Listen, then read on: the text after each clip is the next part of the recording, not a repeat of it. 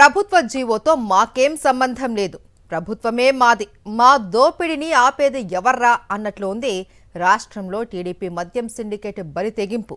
మద్యం ధరల పెంపుపై ప్రభుత్వ అధికారిక ఉత్తర్వులు విడుదల కాకముందే రాష్ట్రంలో మద్యం ధరలు పెంచేసి 3 రోజులుగా అనధికారికంగా దోపిడీకి తెగపడుతున్నారు. అందుకు ఎక్సైజ్ అధికారులు అడ్డుకోకుండా చూస్తాము అని చెప్పి టీడీపీ కూటమి ప్రజాప్రతినిధులు సంక్రాంతి సీజన్ వేళ మద్యం దుకాణాల నుంచి భారీగా మామూళ్లు వసూలు చేశారు.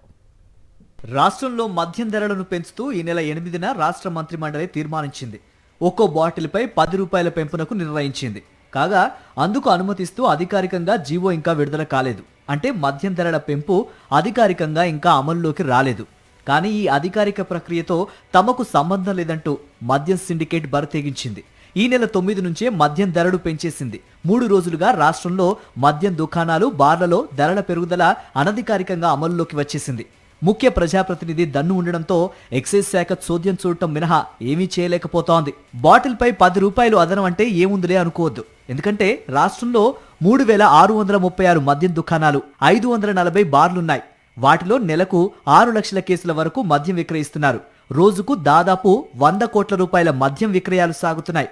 అనధికారికంగా బాటిల్పై 10 రూపాయల పెంపుదలతో రోజుకు 5 కోట్ల రూపాయల చొప్పున అనధికారికంగా కొల్లగొడుతున్నారు. ఇలా 3 రోజులుగా 15 కోట్ల రూపాయల వరకు దందా సాగించారు. ఇక సంక్రాంతి సీజన్ను సొమ్ము చేసుకునేందుకు మద్యం సిండికేట్ బెల్ట్ దుకాణాల్లో మరో 5 రూపాయలు అదనంగా పెంచింది.